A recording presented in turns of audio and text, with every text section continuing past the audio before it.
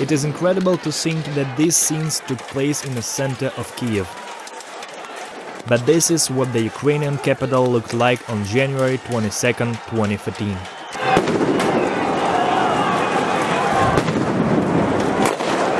The crowds had been on the streets since November, demanding the removal of President Viktor Yanukovych.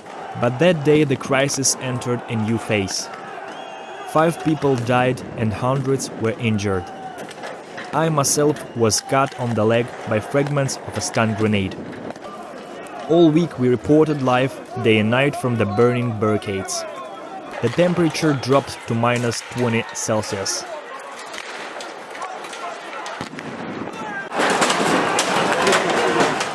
The most tragic point came a month later. It started with fighting in a government quarter. A peaceful demonstration had soon deteriorated into mass disorder in which at least 20 people died. On Shovkovitchna Street hundreds of people were involved. I filmed them as they captured policemen and started stripping them of their equipment.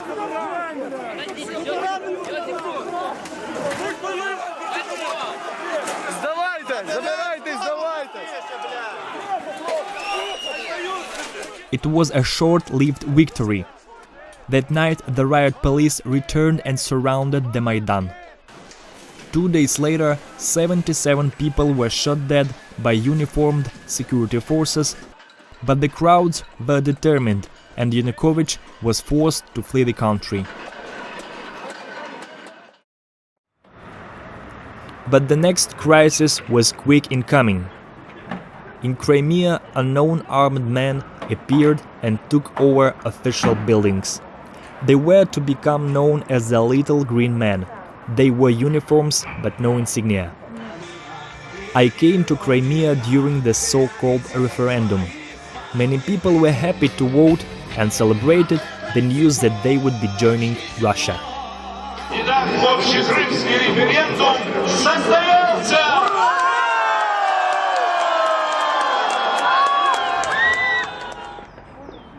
Ukrainian troops stationed in Crimea were pushed out almost without a shot being fired. One soldier was killed when a base in Simferopol was stormed. Others were injured. Когда стоишь перед несколькими десятками вооруженных людей, я вышел тут без оружия, вышел без оружия. Естественно, как нормальный человек себя чувствуешь неуютно. Но тем не менее, мы люди военные, мы обязаны выполнять приказы. Мы давали присягу, поэтому будем выполнять, будем стоять до конца, пока нам не поступит другого приказа. The feeling towards Ukrainian journalists in Crimea at this time was extremely negative. I myself was kidnapped by gunmen while filming Russian soldiers. I survived, but my footage was lost. Luckily, my colleagues at RFRL were able to capture these historic events.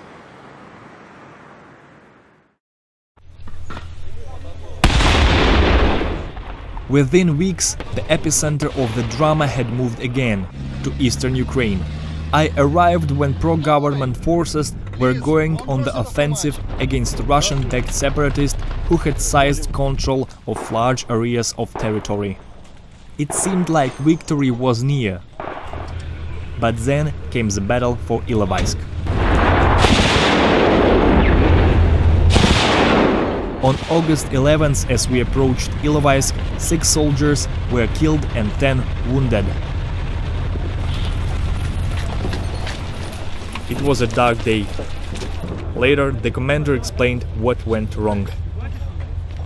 Нам не вистачило сил і не було такої мети за будь-яку ціну захопити це місто. Тобто ми зрозуміли, що вони дуже сильно укріплені і вони не відходять. Тому ми, провівши цю розвідку бою, фактично відступили назад для того, щоб перегрупуватись, зробити новий план і по-новому захопити місто.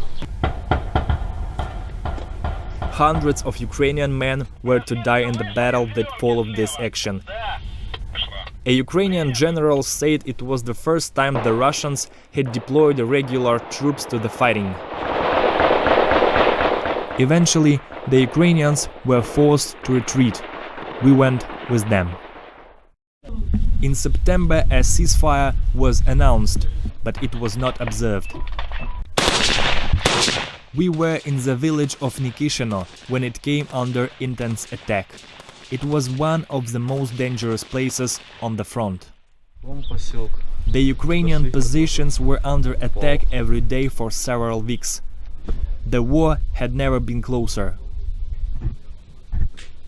Sometimes the two sides were less than 100 meters apart, and the Ukrainian forces had orders not to conduct offensive operations, so they could only hold their positions in the cellars and abandoned houses.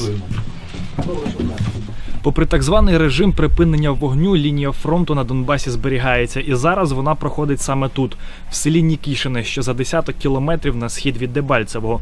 Уже 5-й день бійці 11-го батальйону територіальної оборони відбивають невпинні атаки сепаратистів. And so it went on. In November I visited another battlefield, the village of Piske, near Donetsk airport. 2,000 people once lived here, now there are just 100.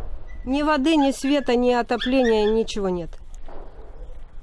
Мы живем как цыгане. Солнце стало утро, солнце село вечер.